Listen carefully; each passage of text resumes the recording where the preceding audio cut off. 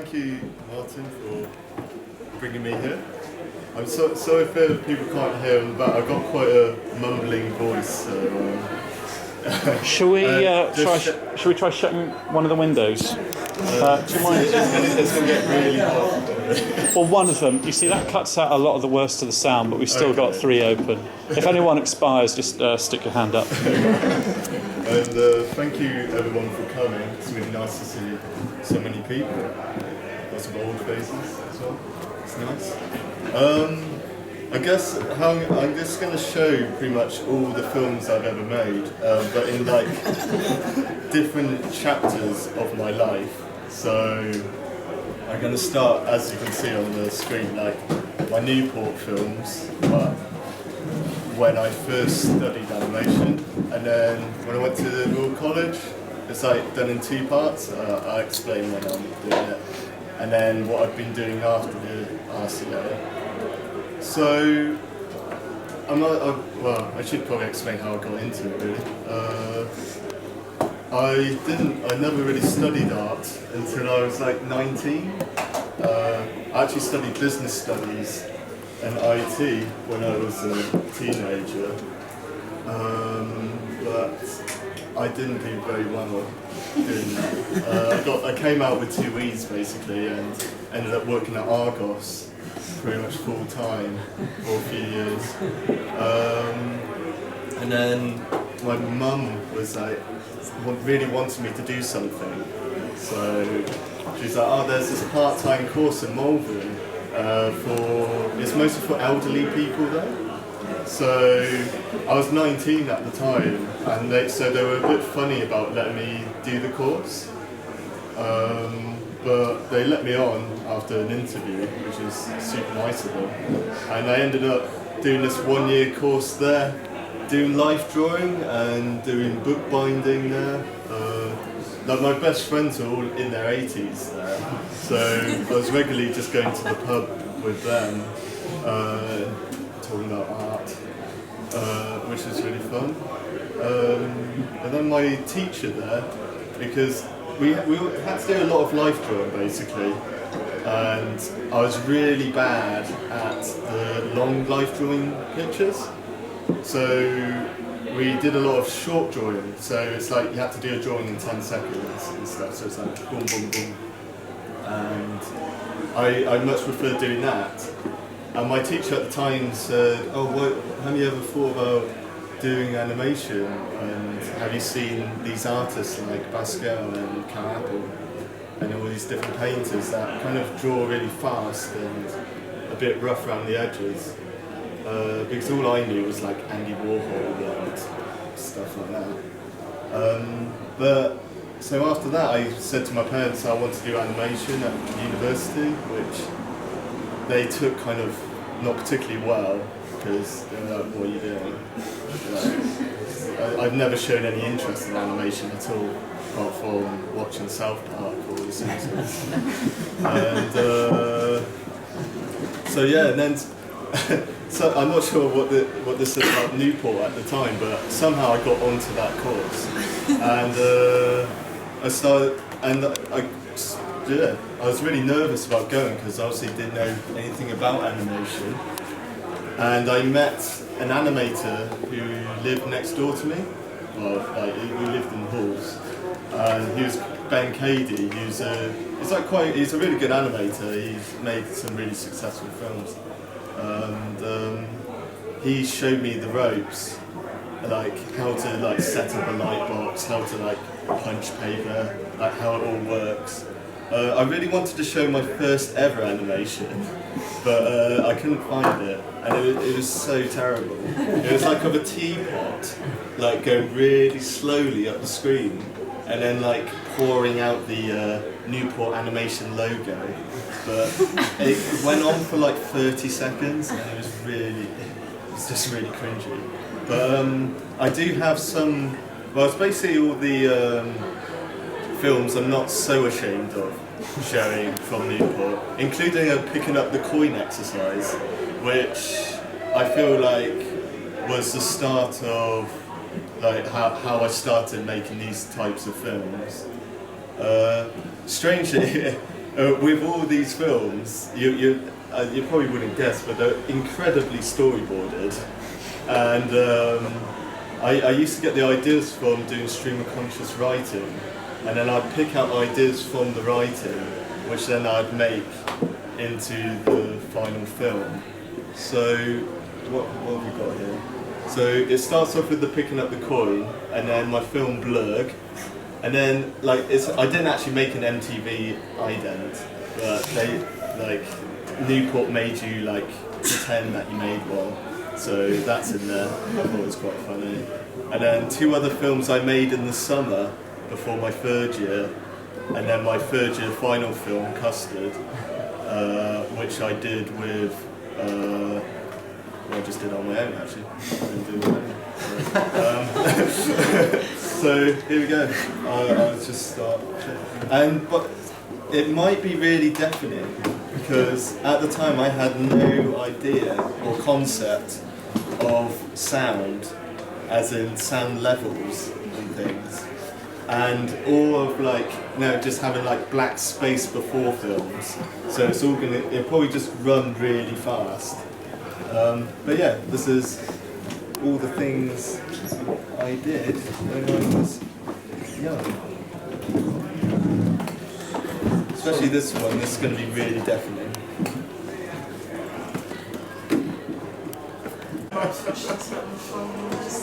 That's like custard.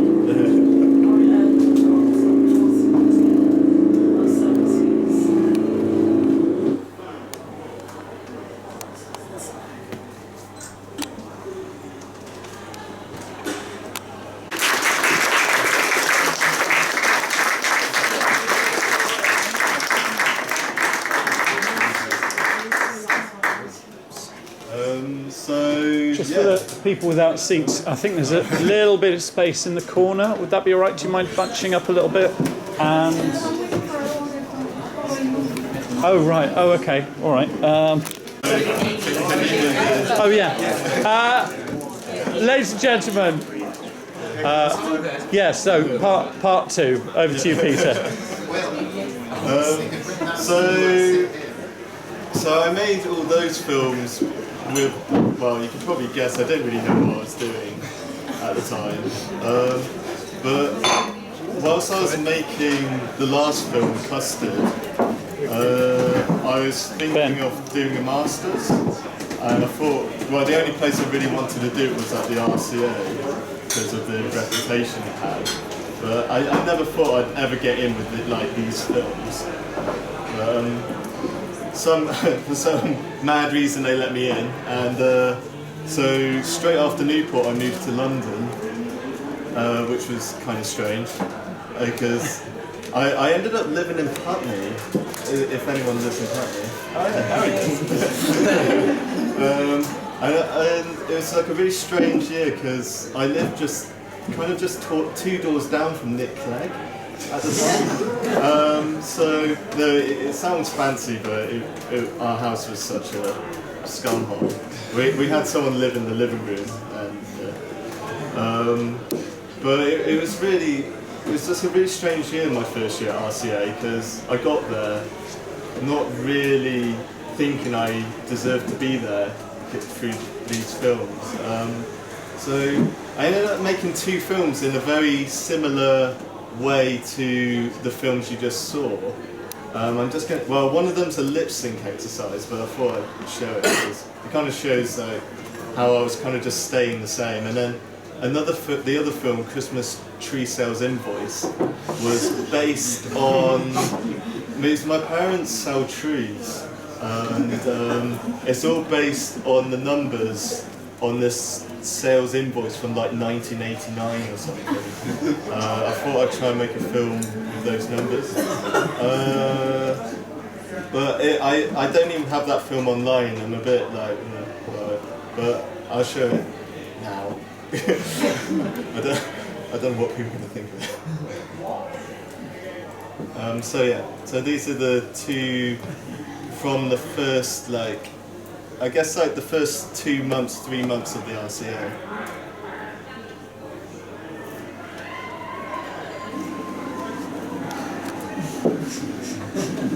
28th.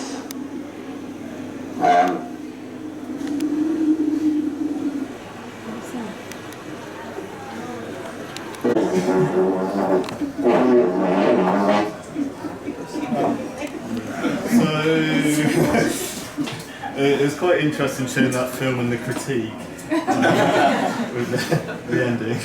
I remember Joan Ashworth, my lecturer, was asking me if I was trying to say Santa Claus was a homosexual, which I wasn't even thinking about at the time. But yeah, so I made those. I was really like unhappy with them. I was like, I'm kind of just doing the same thing. So I ended up going to the drawing class. It's at the RCA. There's like a massive drawing studio. Well, there used to be anyway. I'm not sure about now. And I ended up just going there every day, and I learnt a lot from. There's a particular teacher there called Martin Morris who did these amazing life drawing classes. He tried to like really loosen you up. And because I felt like my drawings were getting pretty stiff, so he did like taught me a lot about using your other hand and like drawing a lot more awkwardly and using like thicker materials. And so I ended up making a bunch of other stuff that year.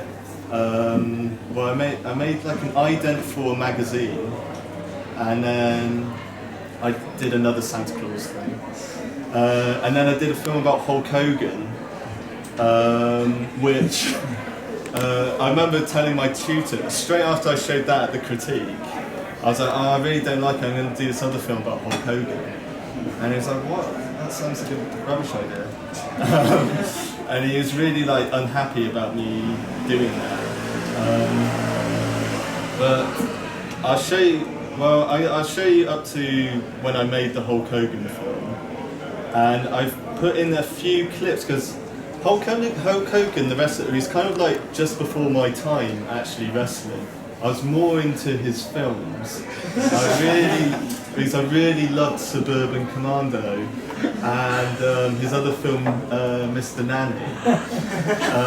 So I was more interested in that side of Hulk Hogan than the wrestling side. Although I put in a really funny Hulk Hogan clip of him when he's just wrestling and they're like, oh, I'm gonna beat you up and stuff before they have a match. So I put that in as well. Kind of break it up as well because my animations are kind of probably a bit annoying.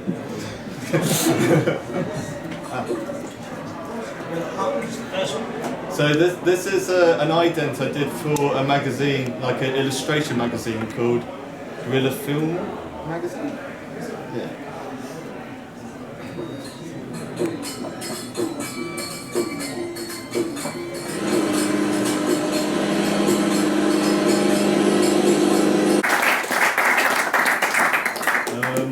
So yeah, I ended up doing that. So and then Hogan ended up actually going to quite a lot of festivals, it was like the first film I'd made that ended up going to like some big ones like Ottawa and things, and then people started to see my other films, which was nice. But then in my second year at RCA, I wanted to make two films at the same time, but I knew that if I used the same arm for both the films, I was going to get an injury or something. So I decided to make a whole film with my left hand, and called Left Nude, and then I made my graduation film, Bugo Dobigadongo, which originally was going to be like a Sesame Street kind of like learning video about a made-up language, but it ended up being something completely different. But so, yeah, I'll just screen those now.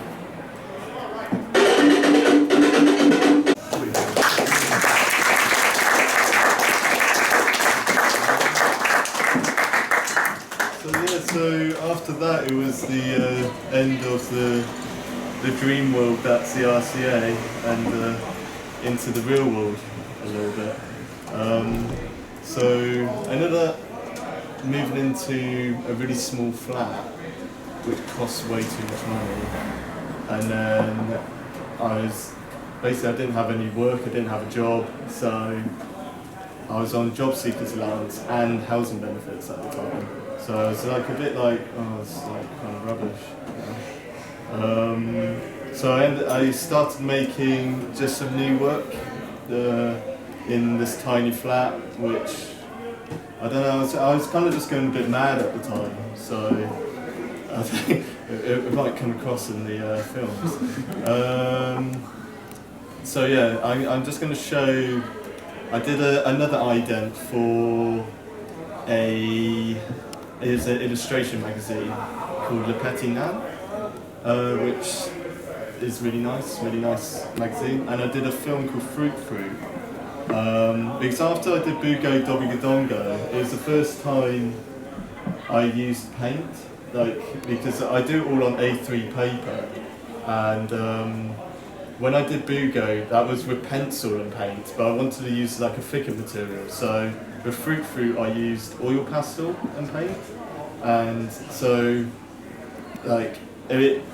with Bugo, it's a lot more controlled, I guess, but with Fruit Fruit, it's a lot more.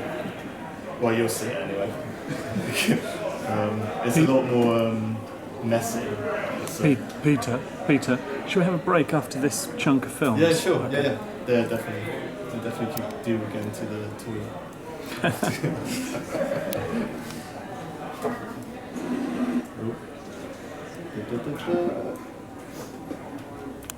So yeah, these are the two films I made in my tiny flat.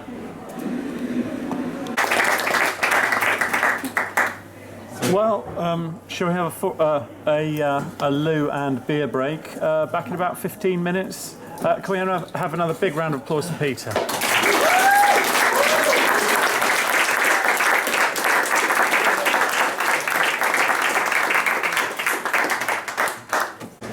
Well, welcome back, everyone. I hope you had a nice drink. Can I have a big round of applause for Peter once again?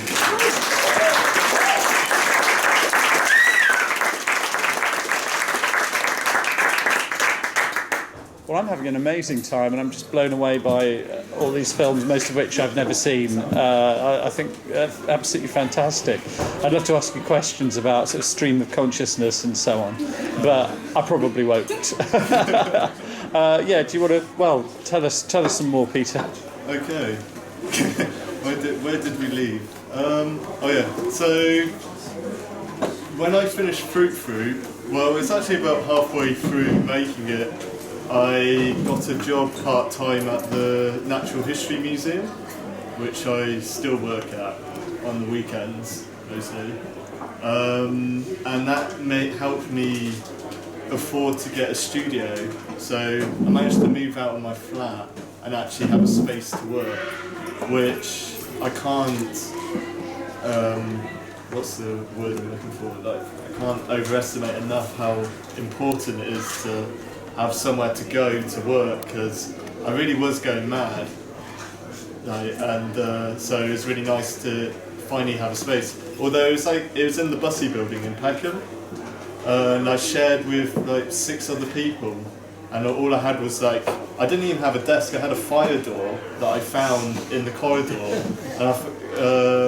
and my friend lent me some IKEA legs that I whacked on the bottom of it, and I always thought that I'll replace it at some time, but I never did. And I think the fire door is still there, so I moved studio. But, so the next 2 films, I'm going to show Sun Elephant and Bomb. I was kind of, after I did Fruit Fruit, I kind of wanted to experiment a lot more with little ideas I had, I really wanted to do a film with some talking in it, like a conversation or something. So that's why I kind of played around with Sun Elephant. And then Bomb was a film that I just wanted to do, a film that nothing happens in it. And it just you're kind of expecting something to happen, and then it's oh right. And then the last film I'm going to show in this little group is Unhappy Happy, which is the film I've been going around the festivals recently. I'm not sure how it's going to sound in here, but took a long time to make it because it's a lot of paintings, and there's originally going to be 2 films, but I ended up mashing them together to make 1 film. I'm trying to think what else to talk about that with. And I played a lot with timing with it and things, and like things I was really interested in at the time. So as you can guess, like all my films that I've made, it's kind of, I've always seen them like quite autobiographical. And like people watching them would never get that, but it's really nice to see them one after another because it like reminds me of like that time. And it's like, oh yeah, I was doing that time. So I would see like this next group of films is like I just like moved like into the studio. I was like, oh, finally. I got space to work. So maybe that come across, I don't know. But yeah, I'll get into it now. And these are all done with, well, Sun Elephant and Bomb was done with pencil and paint on A3, and Unhappy Happy was like, there's no repeated frames in Unhappy Happy, which like, there's like bits where there's like patterns going along, and that was all straight ahead drawn. I've got like a picture of all the frames somewhere here. I think that's it. Yeah. So that's them all. So yeah, so all this block is just that pattern drawn. Like I think it was like 400 times and then painted. But yeah, it's actually quite nice to paint it though. I watch loads of films and things. And yeah, because I never really have time to watch films. No, it's really nice. But yeah, there's 3 other films.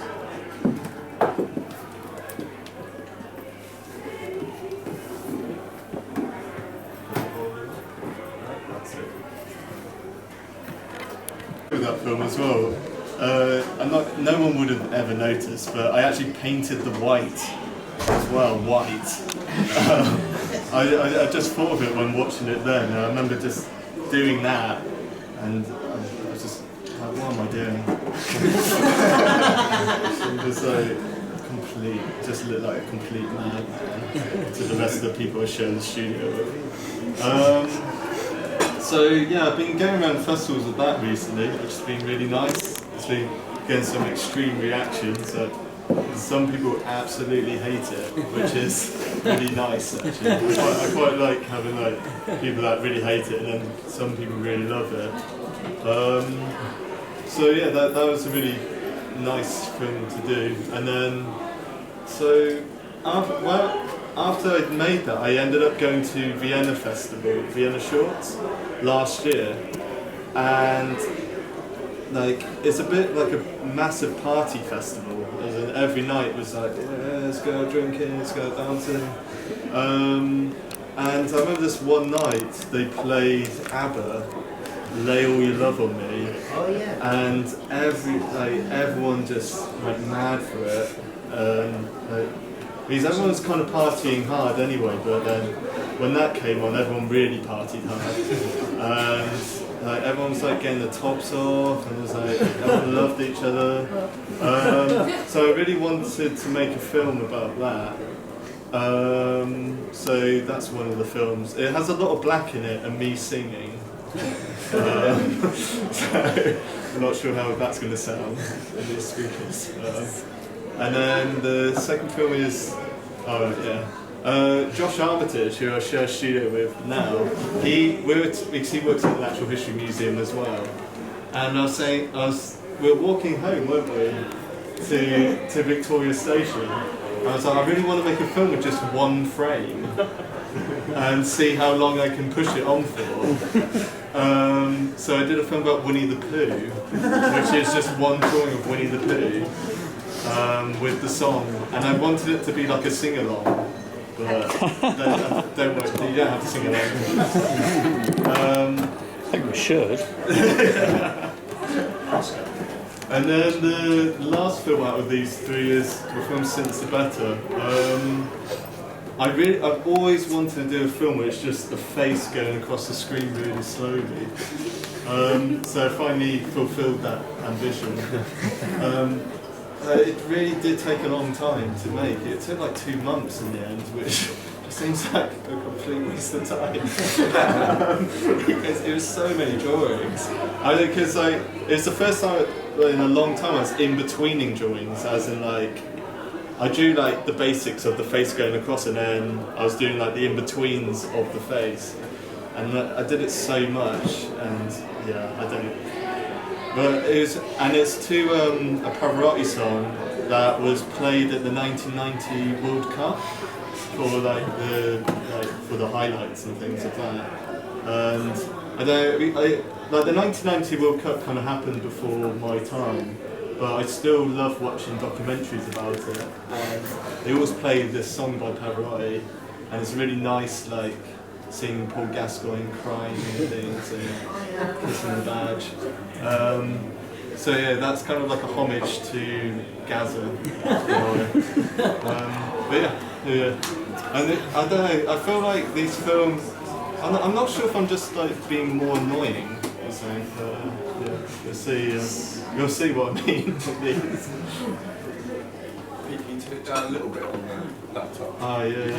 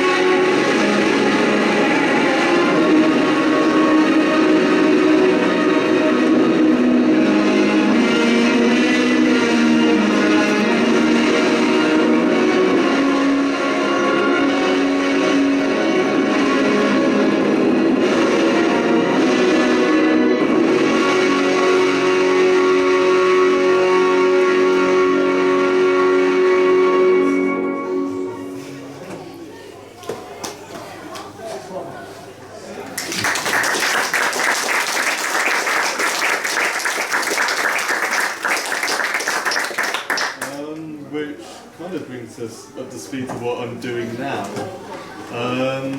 I recently just did a collaboration with another animator called Rakabushki. She did a film called Symphony Number 45, I think that's what it's called. But she is an amazing animator anyway, and we did a month's residency in Vienna just this last month. The thing is though, she's been super famous and been in Los Angeles right now, and she's the only person that has a copy of the film we made. But we did do an exhibition there.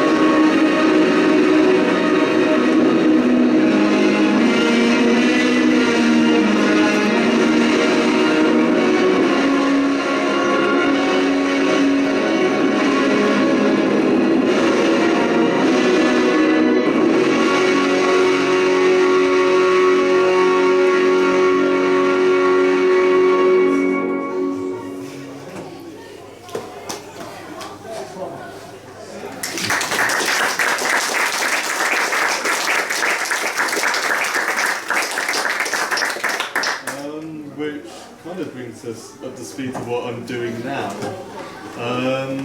I recently just did a collaboration with another animator called Rakabushki. She did a film called Symphony Number 45, I think that's what it's called. But she is an amazing animator anyway, and we did a month's residency in Vienna just this last month. The thing is though, she's been super famous and been in Los Angeles right now, and she's the only person that has a copy of the film we made.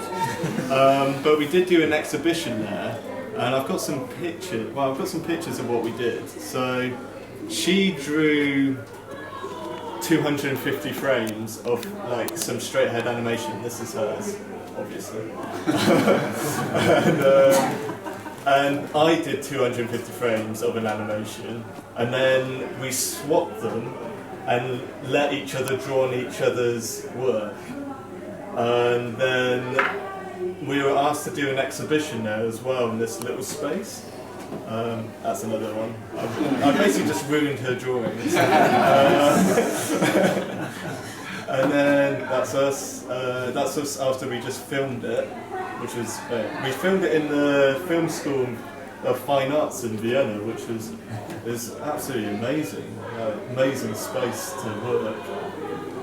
That's me painting. Yeah, so we in the exhibition space we did a mural, which is really nice. I've never painted straight on the wall before, so that was really fun to do. And that's me doing some more painting. More, both of us doing painting. And it's like, I'm finished. All those images on the bottom are all the frames of the animation that covered the floor. But it's a really weird space. It was like a triangle. And people weren't allowed to walk in it anyway, so we just thought, we'll just cover the floor in frames. And as a final thing with the film playing there. And that was at the opening, I got the flowers. And Rebecca got the bottle of wine. It's today. No, not today.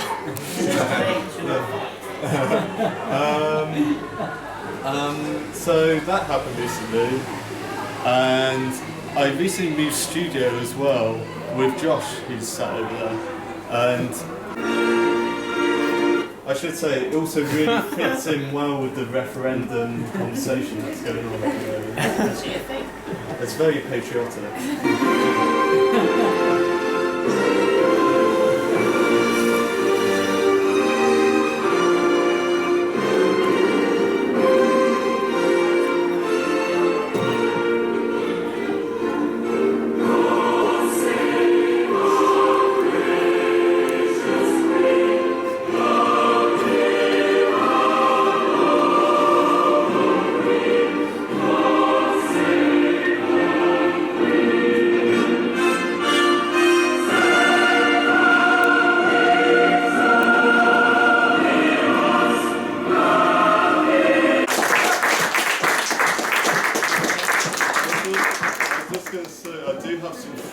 Of some of my animations.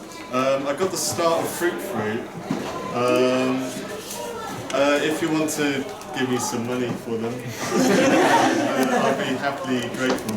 Just to help buy some paints and paper for the new film. So yeah, thanks for coming. It's been really nice. Thanks for inviting me. See so many people. Thanks for inviting me. Yeah, hopefully.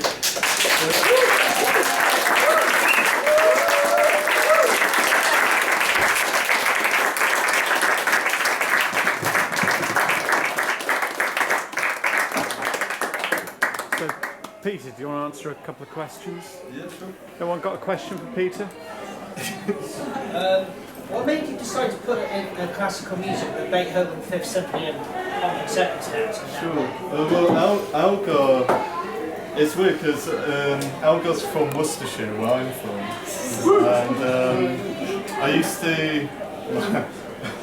Won't delve into everything we used to do on the Malvern Hills, but we used to go on the Malvern Hills and end up being there at like when sunrise was coming up, and always used to like bring my iPod with me, and I used to listen to that Edward Elgar song like quite a lot, weirdly. But I always used to find it really beautiful at the time. I'm not sure if it's just because of the state of mind I was in at the time. So I always wanted to make something with Elgar's music. And yeah, that's how it began.